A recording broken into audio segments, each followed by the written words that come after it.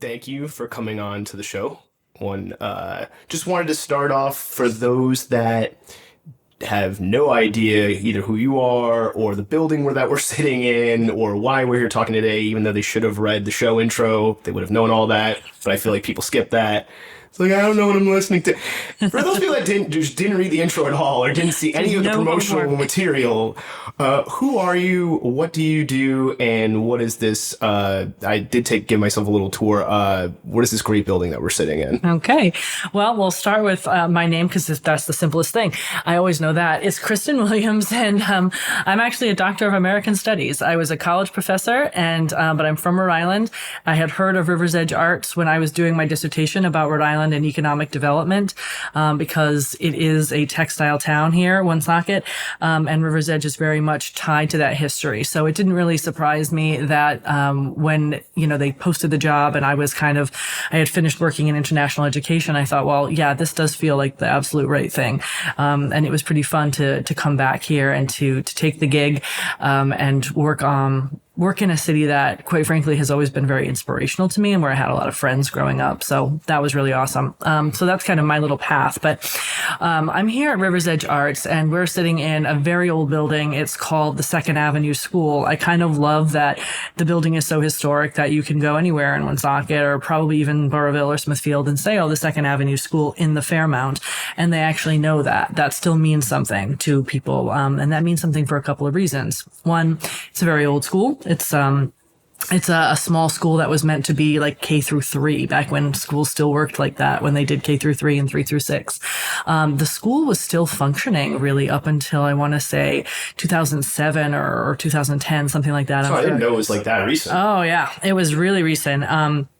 And then, and we got help with the mayor to take up residence here when our original location at 68 South Main Street was condemned, which makes it sound like it was a terrible place, but it wasn't. There was some kind of electrical problem. And if you can imagine being an arts organization with the kind of stuff that we have with industry standard materials, like, a 6-color manual screen printing press, it wasn't a lot of fun to get 2 days notice that we had to move. Yeah, it's not just what schools normally have. It's like, here's all the normal school stuff plus other things. Oh, working wood shop, So yeah, that was really hard. So the organization had to move, and we moved out here to the Fairmount, which is predominantly a residential neighborhood, and it's considered low income. It's mostly, when you walk up and down the street, you can see this. It's multifamily dwellings, multi-generational households, but it still has a really great sense of community, like a lot of places in Woonsocket. So it's actually a really good place for us, even though the school, we're starting to outgrow it a little bit. It's a big enough size building, but we have 4 functioning micro studios or micro businesses that are art studios, and it's getting a little tight. I'm sure that when you work on a mural and and you've got 10 kids and the big mural pieces in the room, then that can be a tight squeeze, because we have to do a lot of our work on site. Can't take kids to install a mural on a building in the middle of a school day, because that's illegal. They have to go to school. So we do a lot of. So you can't call it a field trip. Can't call it a field trip. No. So we have to do a lot of the fabrication here on site, and it does take up a lot of space. But we're really happy with our neighbors. We feel like we've got a lot of support from that community. Like, we're not just plopped down here. Like, people actually care and are invested in seeing the kids come and go. And we have a community garden that doesn't cost any money for residents to use, so they definitely use it. It's nice. So I think that's one of the best introductions of an organization I've heard. It's very extensive. I want to start off and set the table here with the following. One of the reasons why, and we were talking about this earlier before the episode started, one of the reasons why I had started this podcast was a friend of mine went to RISD, was a graduate, and we're walking by RISD one day, and we're seeing this sign for seminar, like, hey, and anybody who's already heard this story a million times on the podcast, I'm sorry, I'm gonna have to probably keep repeating it till this thing ends at some point. But, we see this sign and we say, oh, it's Art and Business 5:30. This is pre-pandemic, so everybody still had to, for the most part, drive to the office or wherever they worked. I was like, who's going to realistically be able to go to this? And then my friend goes, oh, I need to go. And I'm like, you went to RISD. What are you talking about? And then that's when my friend revealed that they had there's no classes like that at RISD as far as working in the quote unquote real world. I put that in quotation marks in the sense of hey, how to do your taxes, how to get gigs, how to set yourself up as a freelance business, and those weren't available, and that's why the show started. I want to set the table of, I just did it myself, the whole, real world jobs, quote unquote.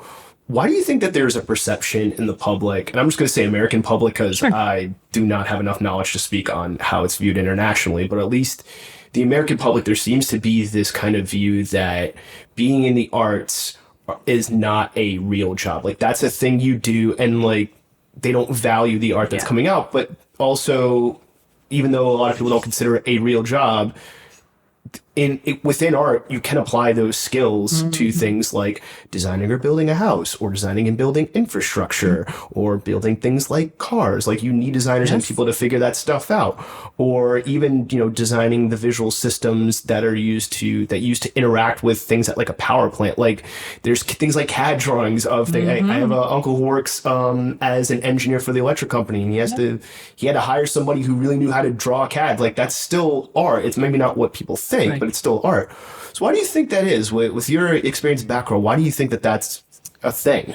Well, I think having been a person who has done art and humanities for my whole life, really, that I've felt that a lot. I think that there's a lot of false dichotomies between these different fields. I also used to get very frustrated with the notion of like the soft skills or soft sciences, as if somehow these are not real. These are not valid forms of inquiry that yield really important data. Like you say, I think it's really frustrating that people will often, suggest or invalidate these kind of certain forms of knowledges and certain forms of practice, art, of course, being one of them, when in fact the world absolutely needs those. Those are the skills that are most useful. I hear all the time when, both as a college professor, when I had youth going out and interviewing at jobs or going for post-grad work, and now I hear it also when I talk about workforce training and I talk to employers. Everyone says the same thing. It's the creative thought process that people want more than anything. It's the creative thought process that people value in the workplace. Can you problem solve? Can you problem solve? Can you have, do you have curiosity? And then can you put that curiosity into play to create something that doesn't yet exist, or to create a possibility that no one yet has thought of? And that is Art 101. So that's art and design. So what frequently frustrates me is that there is a demand for these skills. These are not skills that are sidelined. These are not skills that are extra. They are absolutely formative skills that teach you how to think and make it possible to think and how to create. And if we don't have those, then we're going to be stuck. We're not going to have the next generation of thinkers. We're going to have technicians. We're going to have folks who follow a manual or who follow a computer. And there's nothing wrong with that. But if I have a mechanic who can only do that, I'm not going to go to that mechanic very long. I want the mechanic who's a creative problem solver, because they know how to take something and say, oh, well, this is broken, but I know that you really want this particular old Jeep, so let's figure out how to make it work. That's a person that's got real creative skill. And not to interrupt, but as somebody who's worked in the field of tech and worked as an engineer, you definitely, even all the engineers I met, none of them were just, I'm going to strictly follow the rules, unless they were trying to, unless it was explicitly told, hey, you have to follow it this way, you're going to break it. But once you're at a certain level as an engineer, you need to be creative to problem solve. You need to be creative to for whatever problem you're going to encounter, whether it's during testing, whether, God forbid, you put a product out there and it's got, code bugs or just defects. You got to be able to figure out those problems. Yeah, I mean, my mom is a nurse and my dad is was an accountant. And these are two professions I think people would say, oh, well, there's no art, there's no creativity involved in those things. Well, wait until you try to be a nurse and you've got a woman in labor and all of a sudden the lights go out and the power's not there. You're going to have to get creative really, really soon. You're going to have to figure out workarounds and different ways to do things, because now everything is technology and you can't get the drugs out of the machine and you can't get a hold of the doctor, and you're going to have to figure things out. And if you don't, someone dies. So it's really important to recognize that these skills for creative thought, they're foundational. They're not extra. They're not extraneous. And no matter what any educational, platforms say, the Rhode Island Department of Education or anyone else, these are not extracurricular. You absolutely need them to be functional. So a couple of questions more on just the art and education generality first before going into your background. Because another thing I've noticed, and this is a little bit more of a comical question, but I think it applies here. Why do you, and tell me if you agree with this notion or not, it seems like whenever I've seen like art teachers or art like educators portrayed, whether it's movies or TV and pop culture, it's like one of two extremes. It's either like the very happy, very flighty, everything's amazing. Like, what was it? The art teacher in The Simpsons, I think John Lovitz voiced him. He was like, take a step back, oh, it's fabulous. Like, everything is fabulous, wonderful. It's either that or like the other opposite end of like, your work is crap. Like, none of you right. I think there was like something on Instagram that was doing the rounds. It was like an actual art teacher, wasn't even pop culture, just acting like, oh, like you don't know how hard it is and blah, blah. And I'm like, what? Right. It can't be just those two extremes yet. Why do you think, for whatever reason, pop culture wanted to decide, like, if you're in arts and education, you're either like pissed off all the time and scolding everyone, and like you're up and like you just think only certain work can be called art and everything else sucks, or everything is wonderful, everything's amazing. Like, there's just no like normal middle ground. Right. You get this sort of like everyone gets a trophy kind of idea, and it's like, okay. And I think that to me feels like it comes directly from the notion of like there's no there, as George O'Keeffe says, right? That we don't measure, we don't believe in metrics, anything goes, all that. And people have leveled that criticism at the arts and humanities forever and a day. And it's like, well, I'm thinking no, there's always been standards. There have always been ways of figuring out what has counted and what hasn't counted. And those are not always good, for sure. We want to question those. We want to look at issues of equity and that kind of stuff and who gets to decide, who are the sort of gatekeepers to the canon of art, to literature, all these sorts of things. So I think you have that on that sort of flighty extreme, that sort of, there's no judgment. Anything goes here. It's completely subjective, to the someone who is like super pretentious, and I think that comes out of a certain amount of anti-intellectualism and a certain amount of like, if you're really into bootstraps, if you really believe in the working class, if you really believe that you pull yourself up, then there's no time or room for art. Art is extra and it's privileged and it's special, and it shouldn't be that way. And nor do I think is it really that way. Again, both my parents, like I'm first generation college, both my parents were very much working class and my dad was very much poor. And they would be the first to tell you that they were super excited that both of their daughters got really invested in art and culture, because it gave them, it gave us all these opportunities that they never had as kids. And that had they had those opportunities, they would have felt a lot more well-rounded. But even still, when they were kids, they found other things. Like, they weren't given the opportunities that we had, but they did pursue and find cool stuff to do that was creative and fun, in the same way that a kid plays a pot and pan and calls it music, because it is. So I think that those two extremes, that notion of the flighty professor who has absolutely zero judgment and the pretentious, are just two sides of the same coin, really. One is like, it's, this uber classed affair and it's only privileged people who have access to it, to this other one where it's like, no, anything goes and finger painting is high art. And I just think both of those are a big fib. I would agree on that. And going along with that too, it's weird to me that when art is also like portrayed in the media, just in general, or like an artistic job is portrayed in the media, either the like art side gets glossed over or it's not portrayed very well. And I'll give an example of like where art is a more, quote unquote, gonna be saying this a lot, folks, sorry, real world job, but they don't portray the art part, like Mad Men. Like, I loved the show Mad, I dig the drama of it, but also this guy's working in marketing advertising. There's a lot of art there, like some iconic stuff that come out in that age, like stuff that some of the ads that we consider art like came from that era. And yet that part, I don't want to say it got glossed over, but like, I was just surprised there was no focus on it, or like very little. Like they would just mention it during the process of making the thing, but they didn't really go into it. I'm like, that would have been a cool side to see, and they really don't. Do you think that that's intentional? Do you think that that's another thing of like the anti-intellectualism part? Is it just because Hollywood only knows Hollywood, I guess, and like that's it, Yeah, I think experts cost extra. One of the things I always really liked about The West Wing and that show was that they always brought in people who, if you watch the credits, they always paid consultants who worked in politics, because they wanted to have it be they wanted this high degree of verisimilitude, right, as possible. They wanted it to be as true to life as possible. And so they had what they called the pt1 conferencing, where people were walking while having conversations. Very challenging to shoot, but it's real life. life. And it gives like a sense of movement to the show. And it makes it seem very serious. It does. And I think that when you have, I think that people are just, there's a fear of complexity. You know, I get it. You have a certain number of words that you can fit into a script and a certain number of things that have to be just visual cues and all of that kind of stuff. And it makes it challenging, I guess, to try and portray, all facets of something. But I agree. I think it's short-sighted. And unfortunately, it does end up making that some element of it is denigrated. Either the person is a really great business person and they can't really make art and they're, you know, really a frustrated, you know, failed artist or something like that. Or you have this person who is like this amazing artist and can't put together a sentence. Or like they're very flighty and it's just like, I'll cue the loft apartment that's falling apart and they're eating beans and toast for like 2 weeks. And sure, there are those people, absolutely. Right. But are they the only people? No. So kind of going down that avenue a little bit more, do you think it's maybe because, at least when it comes to art in more like business applications, if it's good, you don't notice it? Meaning like a lot of people can just tell and they won't even be able to tell you why, but they can tell if like a business's logo looks off.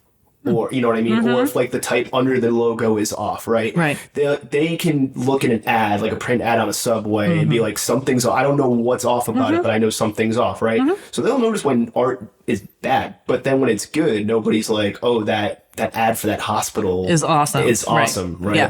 Unless like they do something really creative with it. Unless like Ryan Reynolds promoting a hospital, maybe. Like other than that, but it's more like if it's good, you don't notice it's there. At least in the commercial application. Do you think that maybe adds to it? I think that there's definitely that element to it. I always used to say when I was teaching women's studies, I was like, if I do my job right, the goal is I disappear. The goal is we don't need me anymore. I think that there's some amount of that too with any kind of like a PSA or something like that, or you know. Russell Brand said, you know, he's not an unproblematic person, but in the Messiah Complex show that he did, he said advertising is basically just there for something you don't need. If someone has to advertise it, you don't need it. So I think in the case of like something like an advertisement for a hospital or something like that, if something is a really good piece of art on its own, it becomes its own sort of iconic thing.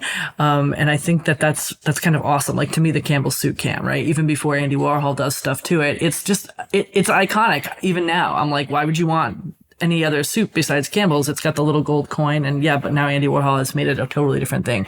But I think that, people have paid tons of money and I actually did this, well, not tons, but I actually did this as well. Like, at least in the fashion community, like old Nike ads or like old Chanel ads. And then they want to frame them. Like I have one framed in my apartment because to me, those are iconic, and that's an art style, especially after I went and saw the movie Air. Like, that's an art style that, like, I kind of miss that. And it's like, so even the nostalgia part of it, too. But you never know which one's going to hit. Right. No, we talk about that a lot with our kids. Because they do have to learn the fundamentals of, like, composition and negative space and positive space and all this sort of stuff that they didn't have words for before. So when you come to Riverzedge Arts, you know, part of the goal is not only gaining the ability to, like, make an advertisement or make a logo or something like that, but to understand what you're doing when you do it, which means you have to look at other people's work. So we have a lot of books. They've now been organized by color, which traumatizes me extraordinarily, but the kids like it and they made a TikTok and it's great. You know, I did the same thing when I was teaching American Studies. I had this great a history of American advertising book that I would use, and we would look at the stuff from like a compositional perspective as well. Because I had taken a lot of art classes and stuff like that, and showing them that I'm like, you know, there's a difference between this Levi's ad and this ad over here for like a car or something like that. Like, you know, if one moves you in some way, if it moves you aesthetically, if it's a really good, then you respond to it really well. And the other one you may or not remember. But I think that there are, we're talking about advertising, but I do think that marketable art or art that you use to market something, is still art.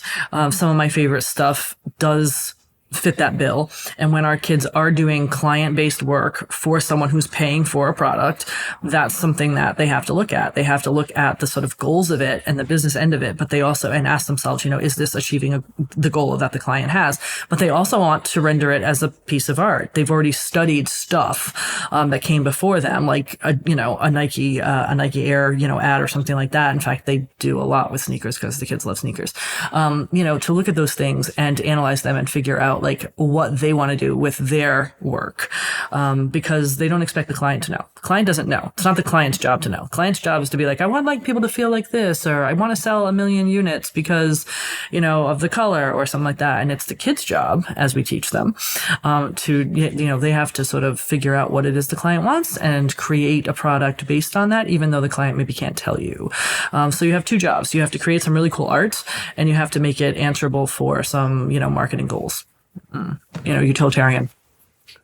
So we're going to rewind a bit because there's so many good questions I have that just came from that last part. But I want to rewind a little bit. And, you were talking about your parents for a moment, saying that they found other creative things to do, but they were happy that you had found the opportunities. So I'm assuming then from that little tidbit that your parents did not have the view of, art is like some flighty thing. Like that's not a real... No. And which, did you realize maybe when growing up, like that you were in the arts, that your parents may have been the exception? Yes, I think so. We were always weird anyway. But my family, my parents made an effort to take us to lots of different sort of things. They didn't have any of this stuff. So they were like, we weren't allowed to have toys, generally speaking. It was like, here's a pot and a pan, make music. Or here's a piece of fabric, play superhero. So there were those sorts of things where they didn't believe in like this sort of commodity stuff. And it was largely because 1, they hadn't grown up with it. So they hadn't been exposed to it. 2, they hated plastic. And 3, they were just like, why would we spend money on that? We can't afford that. That's not good. So I think there was that mix of things, but also, again, they say like necessity is the mother of invention, right? And, I guess, Frank Zappa agreed. So we have some, we had some really great opportunities to make. And that was always the emphasis in my family, was making something, whether that was a sentence out of words, or it was something that you sewed, or, crocheted or something like that. The idea was just that you were empowered to make a thing. And if that was an activity, then so be it. So not surprisingly, my sister and I both got really into theater and performing arts because you didn't need anything to do that, It's kind of like people talk about the difference between urban sports and rural sports or suburban sports. Well, you don't need all that much to play basketball. You need, a hoop, and you need a ball. You don't need that much to skateboard besides a board. You don't need that much to skateboard besides a board. So in urban areas, this is what you got. You also don't need green space. Whereas a suburban sport, polo or lacrosse or something like that, you not only need the expensive equipment, but you need the green. You need the place to do it, and then you need the time to do it, and sometimes you have to buy that time. So exactly. So I think that you end up with like this, again, this idea of the haves and the have-nots, and the fact that sometimes when you have not, on the one hand, no, that's not great, and then we have to fix systemic inequities for sure. But on the other hand, you make some really cool stuff, including ideas, because you have to. So what made you want to go further in theater? Meaning, because when I was doing my research for this episode, you playwright, poet.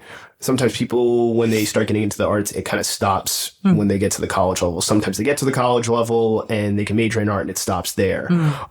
Sometimes it stops once they try to go into the world and actually have their art pay for their lifestyle.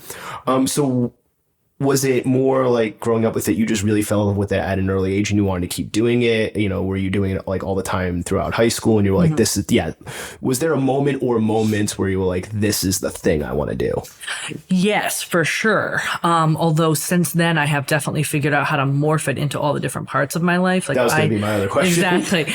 Because I did start with doing theater. I never wanted to be the person, who was sort of like on the stage or anything like that. I liked writing. I liked directing, all the parts that to me meant you collaborated with a group of people and you made something with it. I liked writing poems, and stuff like that because all of that was really expressive, but it wasn't like, oh, cool. I think a lot of people feel the same way, whether it's writing songs or making a piece of, furniture or whatever, whatever it is your thing is that's your mode of expression. That's how you're going to say something to the world. And for me, that was definitely true. I tried a lot of different things, and I'm glad that I was encouraged to try a lot of different things. But theater really stuck with me because it didn't require a lot. All it really mandates is one person doing, one person watching. And then you got yourself some theater. in terms of the most basic sense. It doesn't require a ton of money or a ton of equipment or any of that kind of stuff. And I've always been attracted to, even now, I love to see shows where there are no props, where someone is making music with a 5-gallon bucket and a xylophone or something like that, something weird, because it seems to me really accessible, but it also seems to me incredibly creative. That doesn't mean you don't want to dress things up. If you want to turn everything into like a Guns N' Roses November Rain moment, that's great. You can have that symphonic experience, but that song's stuck in my head now. Sorry, but 5 in the morning. November. Like, I think that the hallmark of really great work is how much can you strip it down, and still have it speak to somebody and still have it be really amazing. Again, that's not to say that you want to leave it that way. People might always want to do something really cool and overlay and psychedelic or what have you. But yeah, if you can like do what we do here at Riverzedge, which is ask kids to think creatively, to take that perspective and to apply it to making something, anything, to me, that's a really great generative act. That's going to lead to more generative acts. So with your educational background, because I noticed you went to Rhode Island College, I did. but then you also went to Maryland, and then you also went to Toronto. When at Rhode Island College, was that your, I guess, first post high school? How should I put this? Post high school. Was that your first post high school education? And what did you major in? Yeah, I majored in theater and English. Okay. And I had some of the best instructors that you could possibly have. I got an amazing education, which I didn't even fully realize until I went to the University of Toronto. I expected I was going to be really behind. Oh, I went to Rhode Island College. All you need to do is show up and bring a pencil. Oh, it's a teacher's college. People don't think of it really seriously. I have some friends in theater, and I'm like surprised at like how robust the theater program is. It's really good. It's at Rhode Island College, and because I just keep thinking like, oh, why didn't you go to RISD? You know what I mean? Like, Right. why didn't you go to RISD? Because RISD has that the name and that title. But I was like surprised, like, oh, like Rhode Island College actually has a pretty damn good theater program. They also have a really good art program, like studio art program and arts education program. So I got an incredibly good education there. And again, I like to tell people it's because like when I was at the University of Maryland, they literally were hiring at one point for a professor of literature who focused in like 19th century narratives of the Civil War in one particular area. And it was like, wow, could you be any more narrow? Whereas It's oddly specific. right? Whereas at Rhode Island College, it was like, oh, good, the film teacher. There wasn't the luxury of having 4 film teachers, you know?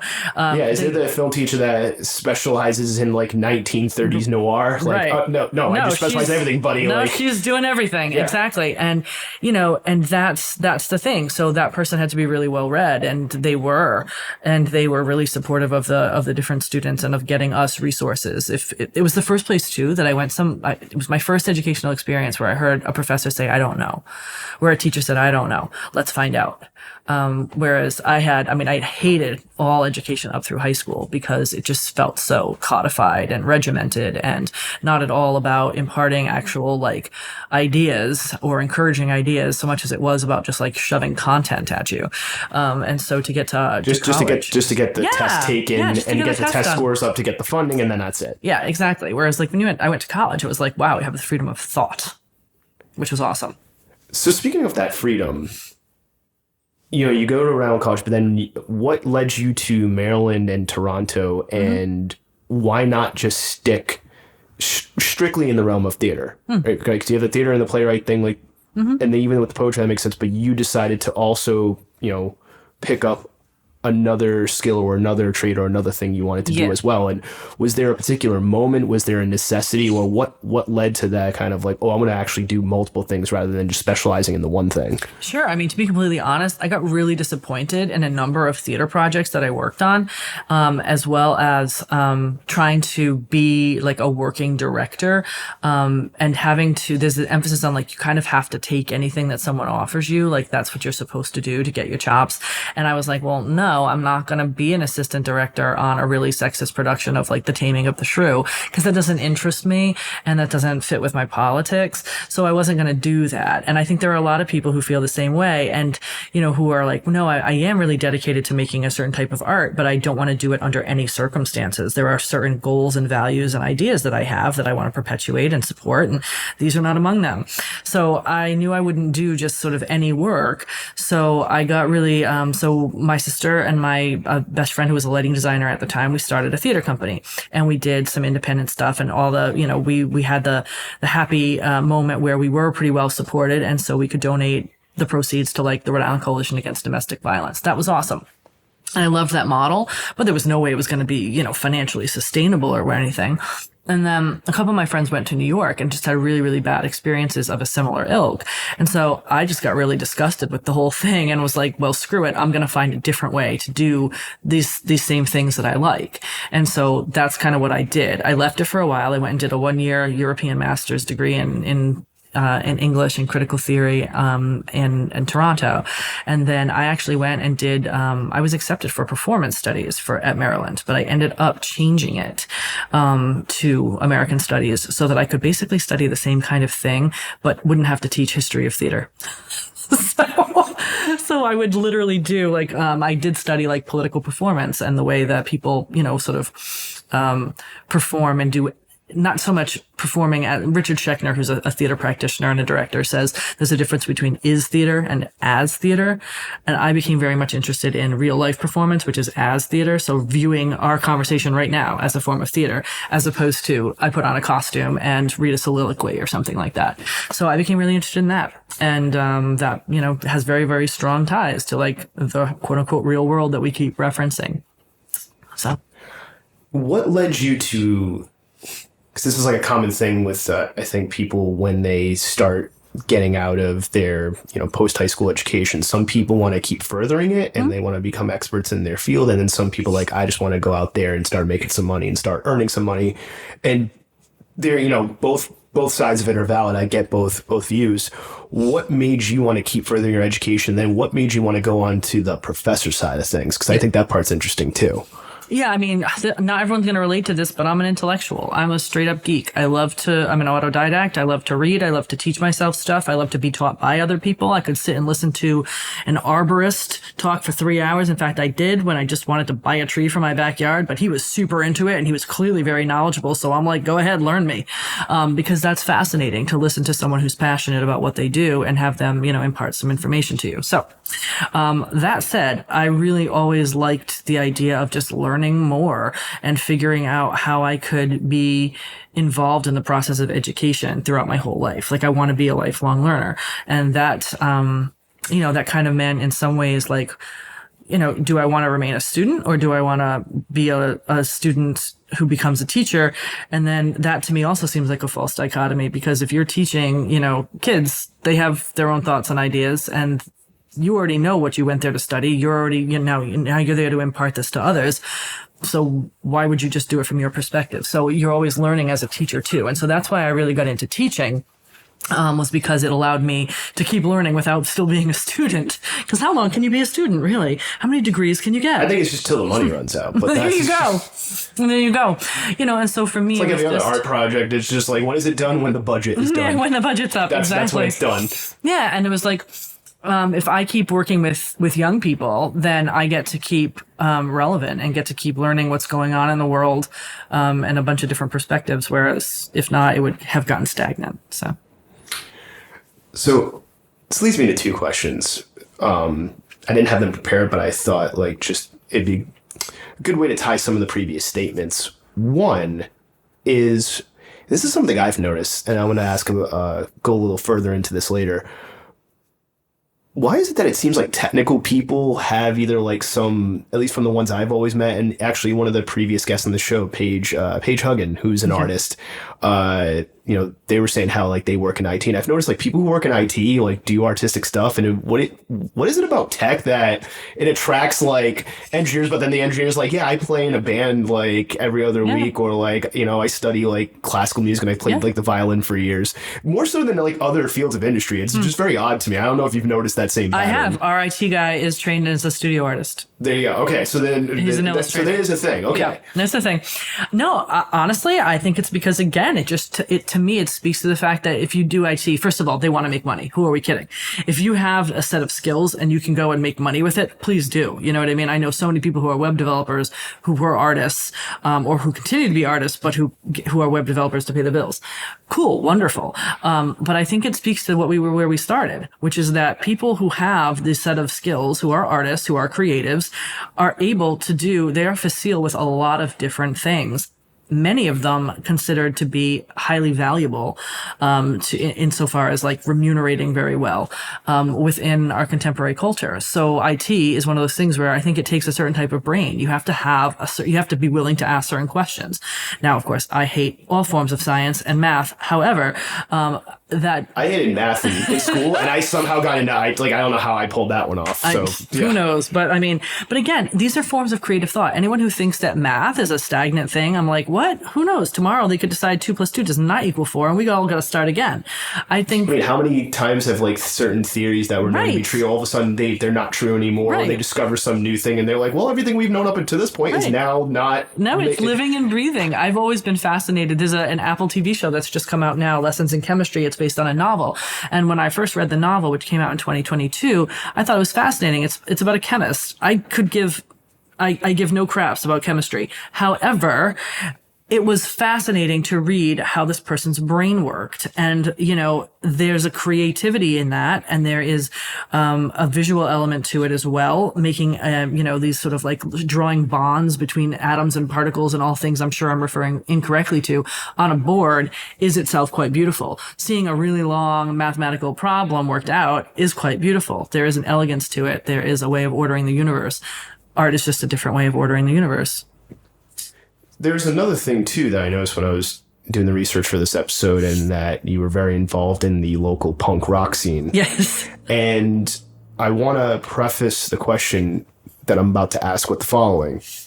There's a documentary that I suggest everyone go watch. It's on Disney Plus. Well, watch it after you listen to this episode. Like, don't interrupt it. Like, listen, watch this first, then go watch this documentary. I think it's like a 6-part series, and it's about ILM. And it's about the beginning of ILM, Industrial Light and Magic. For those that don't know, they pretty much created the modern special effects industry that we see in Hollywood today. But what was really interesting is that, Lucas is like, I want to do this crazy space movie. The effects don't exist. I'm going to put out an open call to like some buddies of mine at UCLA and find these things didn't exist. So it was just people who were like either hobbyists, and then like also people who knew how to like do miniatures or matte paintings. But on top of that, guys who had like experience, souping up their motorcycles and like, driving rail cars, but also like knew how to make guitar pedals. And like and then another set of people had to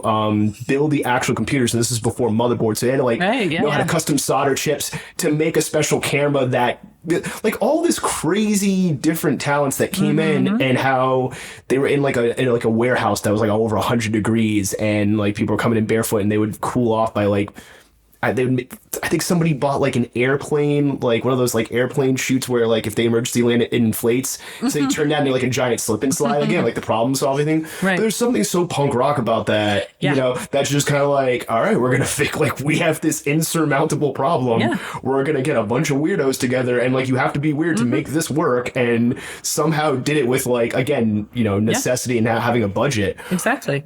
A DIY kind of thing. How much did that influence, like being part of punk rock, being DIY? How much did that influence you in wanting to be in the arts and with the education side? But how often do you think the art and media that people grow up around, how much do you think it shapes their view? And like, when do you think it shapes it? Do you think it's early on? Do you think it's more when they become young adults? Is it like, when is it the most impressionable where it shapes your view moving forward of how you view art and how you experience it? Yeah, I think that's really interesting. And I've given that a lot of thought lately, because I definitely was shaped by it very, very early. Like I enjoyed, again, everything from being little and going to say Theater by the Sea in Matunic and having my mom be like, okay, you're scared of the witch, right? That was a scary character. Let's go meet her, and getting to meet the actor who played her. And so that really does teach you a certain amount of, there's a difference between reality and performance, right? And you get to see the costume and smell it and touch it. And it's different when you pull back the curtain. It is, exactly. And so to me, being able to, for me, the takeaway of that was I got to learn, how things are made. Right. I've always liked theater because of that, because the same thing, it's like you go to Trinity and every year the Christmas Carol would happen and they would fly. The characters would fly, and that was done by, a pulley system. And it wasn't that you couldn't see it. You could see it. Somehow that didn't make it less magical. So to me, I was like, the suspension of disbelief is still there. It is. Not only is the suspension of disbelief still there, but a human made that happen. So now I'm like in awe of the fact that not only is a person flying in front of me, but another person made that person fly. And that is fascinating to me as like a little kid. So I think that, being able to see that kind of thing, no special effects, that was the theatrical way of doing a special effect. So seeing that, knowing it was human made, knowing that humans had the capacity for that kind of invention, and also knowing that we had the ability, I felt very empowered by punk rock, because it was like, oh, okay, well, just buy a crappy guitar and a crappy amp. Doesn't matter if you have a ton of money. I mean, obviously you needed some, or you had to have a friend who had something. There used to be a ton of spaces in Providence where you could play. I don't think there's as many anymore, but I'm old, so maybe they're just not, made. And then the only one I know of actually live next to it in Pawtucket Jam Stage or Band Stage or whatever you call. Yeah, it used to be like Brown Production Workshop. There used to be just a lot of places. The Met Cafe, which now is just like in Pawtucket, and it's a little bit bigger and the whole thing. But there used to be a lot of places you could just play.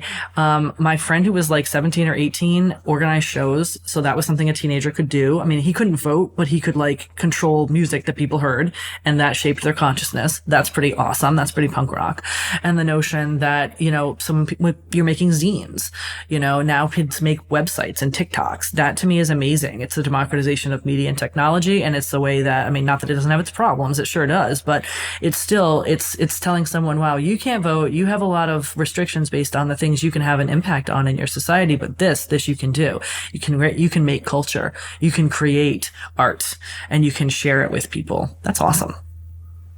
So what led you from, doing the playwright, theater company, director, then the theater company, you were realizing, hey, this is not sustainable. Then you go into the realm of being a professor and teaching. How did you end up running this place? How did that happen? Yeah, I really was just super into education, like I said, and I was working at the Dorcas International Institute downtown when I moved back to Rhode Island in 2016. That was my first gig outside of higher education. And I liked it, but there was so much emphasis. It was mostly for adults who are immigrants and refugees. We didn't get to work too much with kids.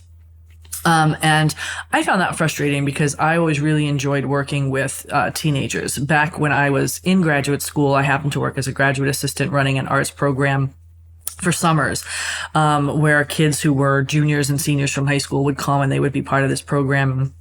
I loved that. And also when I was teaching as a college professor, people didn't want the freshman classes, but I was like, sign me up. I love them. And so I really enjoyed working with people who were sort of like 16, 17, 18, that kind of thing, because they're just so pissed off. They are pissed off and they are not listened to, and they are super creative and interesting. They have so much energy. And they want to produce, they want to make. And they haven't totally given up on the idea that what they have to make is valuable, So I really dug that, and I wanted to work with those kids. So I liked what I was doing, creating programming and all that kind of stuff, but I really wanted to get back into educating, youth and working with youth. And so when the gig opened up here, I was like, oh my goodness, I actually had done research about Riverzedge Arts back in like 2008. And I thought it was really cool. And I was like, wow, I wish that had existed when I was in high school. I'd had found some way to get up here and do it. And then, it was 2019, right before the pandemic, and I was like, sign me up. I want to do it. And thankfully they hired me, and I've been very happy. Before going into the history of this place and more of the details of what this place does and how it serves the community and the people attending it, I want to ask a couple more questions just based on more art. art education, art within the educational system, because this is not a regular public school. This is more of an additional thing, Yeah. Which is interesting. The reason why I say that is because I was looking around and I'm like, man, because I went to a private high school and I went to a public high school, and neither one had, even the private high school that I went to, that my parents paid a lot of money for, and I was like, why are we paying for this?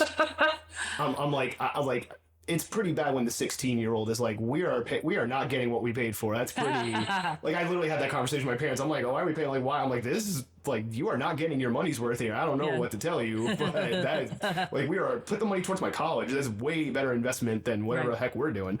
But why does it seem like the go-to every time for funding for arts, like, that's the first thing that gets cut in any school? Yep. And like, they won't cut sports, and not that I have anything against, like, I don't think you should have to cut anything. I think, but and I could see where certain schools in certain part of the country, because like it pretty much, like, the sports generate revenue. I can see why a school in Texas is gonna not cut sports, because those games probably make a good amount of money for the school. I get it. But in certain parts of the country, football is not the thing. And so I don't understand, like, okay, why is that kept?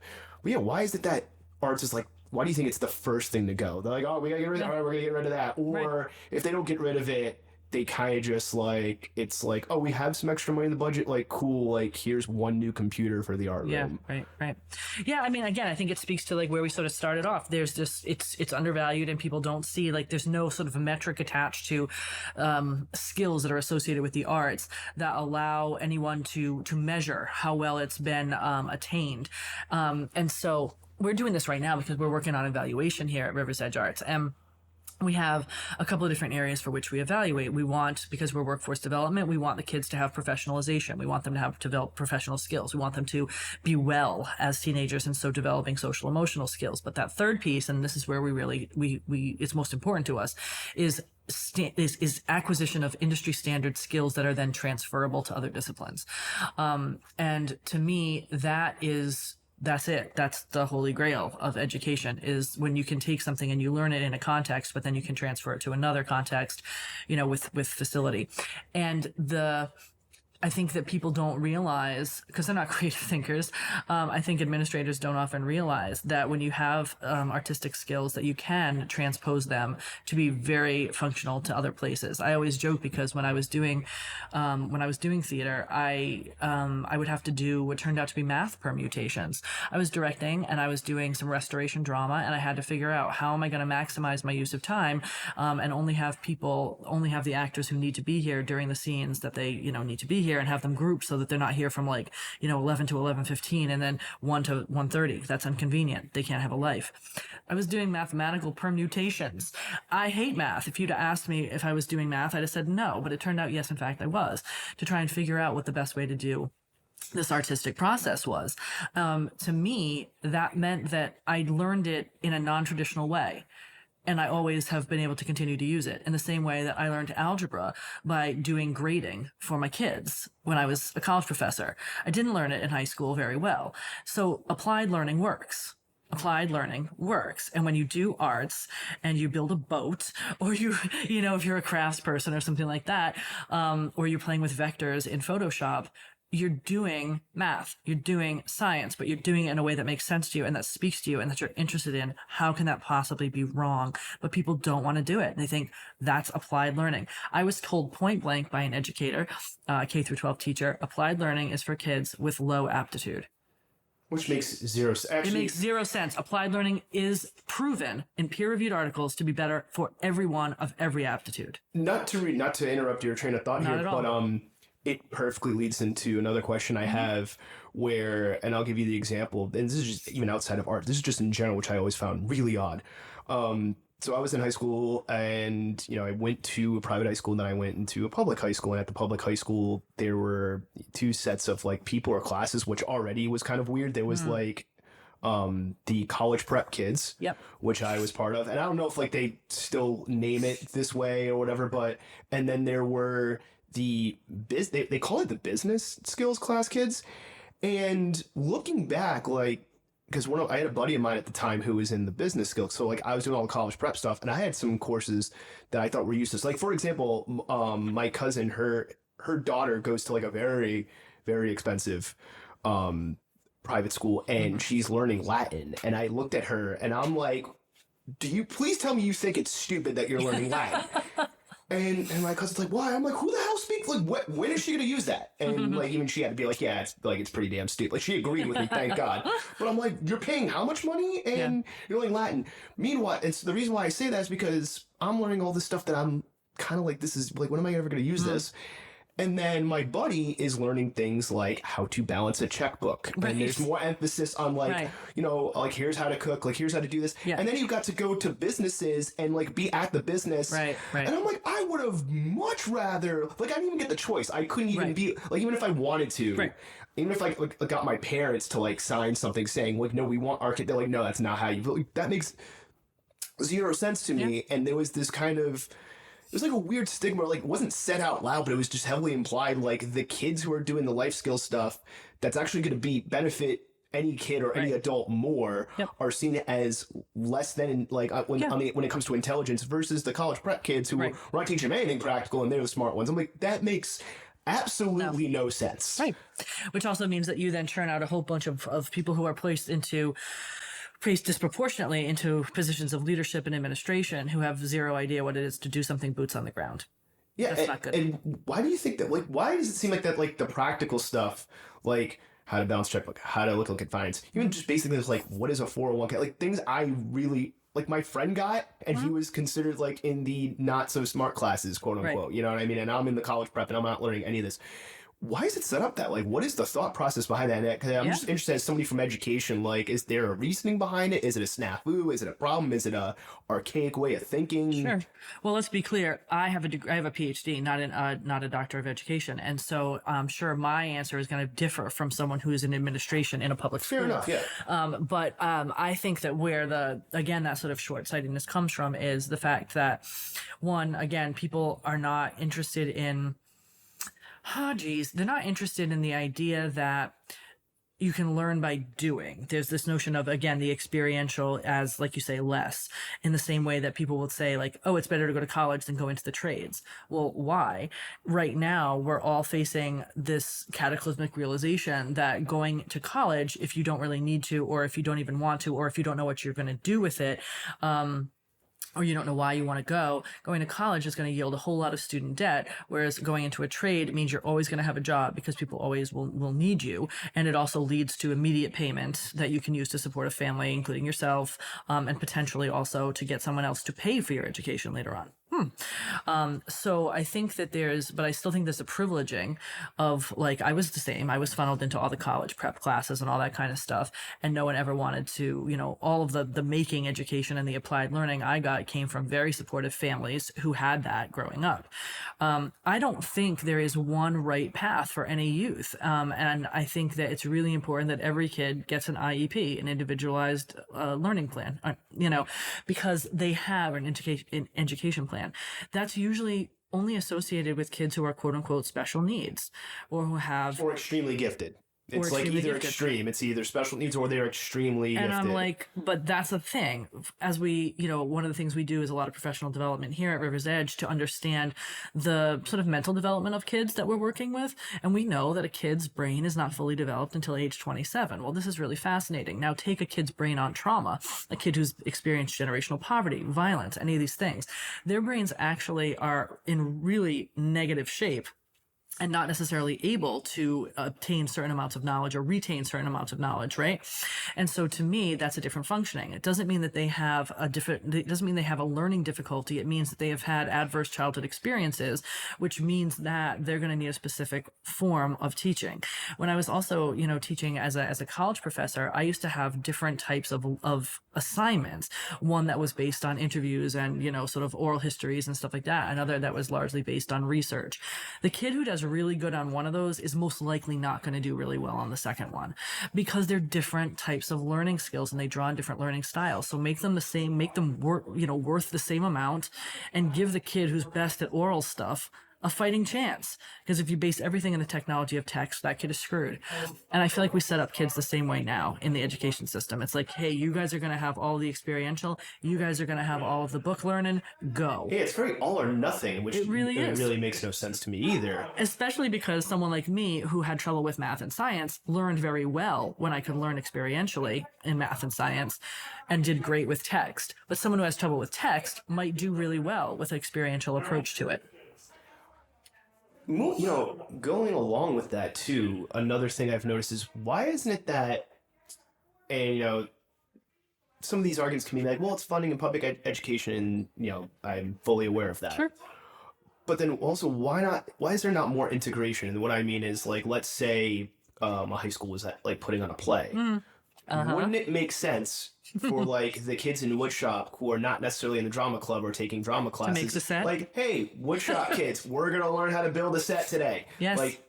But yet that never seems to happen. It's Doesn't like, we're happen. gonna make bird feeders. It's like, well, they're doing just put the two together. Like, why? Basic interdisciplinarity. And it's like, to me, that's such a smart use of resources, and it doesn't happen. And there's lots of different, I'm sure, reasons. I don't think a lot of them are good. I understand funding is an issue. That's great. I get it. But you don't need funding to make connections within the things you already have. No, that's you need not to a be creative issue. and you need to be supported in your creativity, because there are also a lot of creative teachers who are then not supported in their creativity. So to me, I mean, do I think it's a complex constellation of problems? Sure, absolutely. But do I think it's insurmountable? No, I absolutely do not. And I think that there are plenty of alternative forms of education that are working around the globe right now, and that public schools have at their fingertips to use these strategies, and they're just not using them. And that's a shame. Jumping around the education part a little bit, going into the high learning aspect. One thing I want to get your opinion on, because I think this is going to lead well into then talking about the specifics of this place, is you were talking earlier where art schools are just teaching only certain things. It's only certain types of like technique, and which I get. You need to learn the rules, quote unquote, before you know how to break them creatively. But they only focus on those rules or those like kind of like high art show levels of art, and they don't focus on anything else. And not all art schools do this, but it seems like there are some even prestigious ones that do this. Why is that the case? Why is it like we're only going to teach you this high level technique and nothing else? And I get there's only so much time in a day and only so many people you can teach, and etc. But it seems like it's just either intentionally or unintentionally leaving other important things out that somebody should maybe learn in higher education. Like, hey, we're going to teach you, how to paint and composition and things like that. But also we're going to teach you like, hey, if you're a painter, cool, like we hope you get a gallery show, but also like here's how to market yourself as somebody who paints signs. Right. Here's how to market yourself as like somebody who does design for like copy for marketing. And that's just like, nope. Yeah, I think, again, it speaks to the fact that people want to associate a certain amount of prestige with the school. And also, I do think there's just some amount of the fact that we're selling people a dream. When you ask someone to pay for an incredibly expensive school, you're asking them to buy a future version of themselves. Like, hey, buy this education and you will be, you'll be a professor. You will be a mathematician. You will be, a NASA engineer, whatever. A friend of mine was taking his kid to look at colleges. And the kid really wanted to be a marine biologist. And what he learned was you can go study marine biology, but you probably won't get one of those really cool gigs where you get to go out on expedition and chart the number of, orcas in Puget Sound. You're going to be doing life aquatic. Probably not. And so, but if you told people the truth about what their work could be and what their skills would transfer to, they may be less inclined to give you your insane amount of tuition. And I think that there's that element. I think that people, one of the other things that I thought was really interesting is someone who's an alumnus of RISD was saying, it's interesting as the teachers that are teaching there are also adjuncts at like CCRI. That was going to be my next question too. Is it a perception thing? Because I did learn that a couple years back, and I'm like, wait a minute, why isn't CCRI promoting that they've got this? Because like I would have loved to have gone to CCRI and like. Learn from RISD people and not have to pay them. So like, but I can see why RISD might not promote it, but why does CCRI not promote it? Because I would be. Yeah, I don't know. I don't know if they just don't want to if they don't want to admit how many people are adjuncts. It used to be a 70-30, tenured professor to adjunct ratio, and now it's the opposite, maybe even worse, where people are relying so much on adjuncts as opposed to tenured professors with any kind of job security. So I think that might be, that they don't want to speak to that, level of insecurity. Like, hi, yes, we are working off the proletariat artist who has no job security, but they teach really great stuff, and you can get a better education here for less. But I think that there are also some schools that are kind of trying to play up that education, but they're in a tough position politically.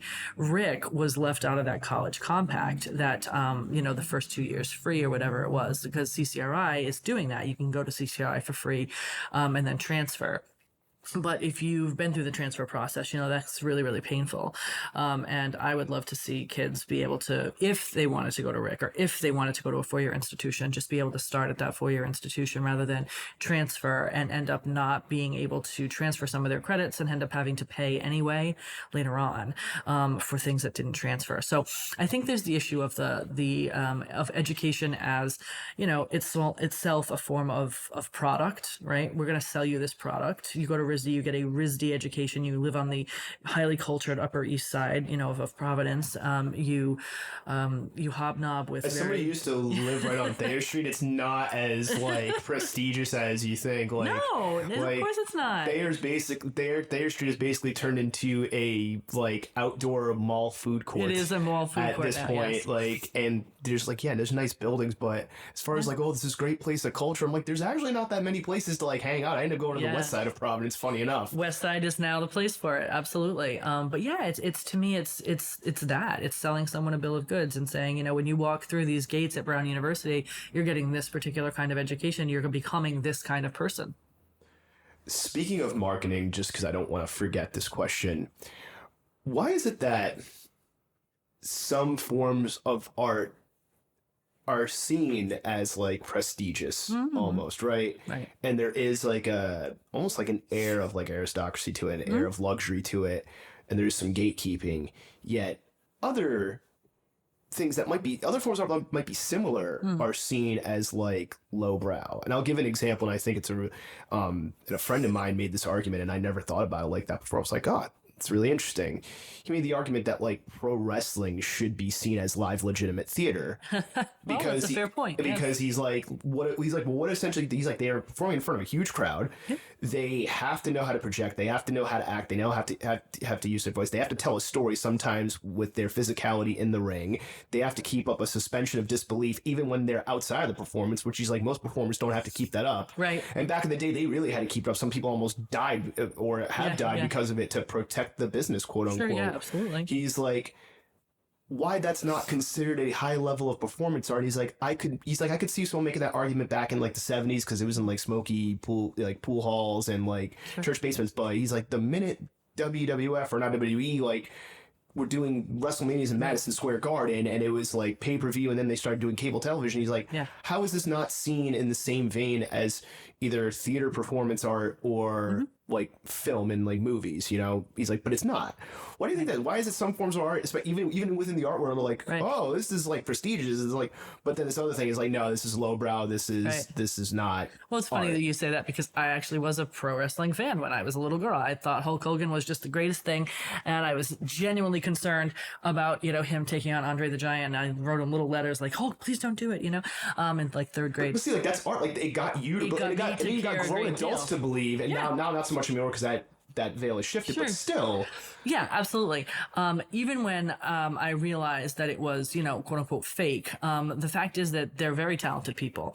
And to be able to do the work that they do is, it's an art. So why isn't it, seen that way? And it's interesting too, because there are people that I grew up with that would say oh, well, Broadway, Phantom of the Opera. Oh, that's such crap.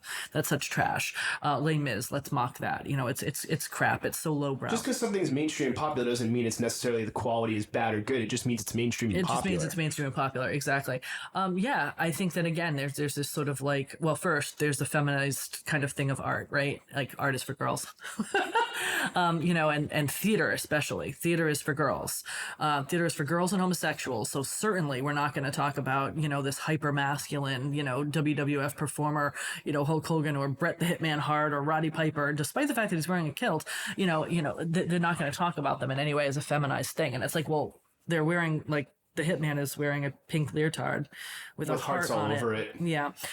So I think we can all agree. I think Shawn Michaels was seen as, like, when he first came out, he wasn't the one we know now. When he first came, he was very androgynous almost. It was kind of like they had to push the whole, like, the ladies love him, because, like, if they didn't, that was going to be, like, it could have gone either way how that character was accepted. Yeah, so I think there's a lot of different levels to something like that, whereas, like, on the one hand, you've got, yes, exactly, the low brow, the high brow, the middle brow, and all that kind of stuff. I mean, theater had always certainly done that, but I think there's no better way than to use the age-old Shakespeare thing. I mean, now he's considered like, the god of poetry, and back in his day, he was not.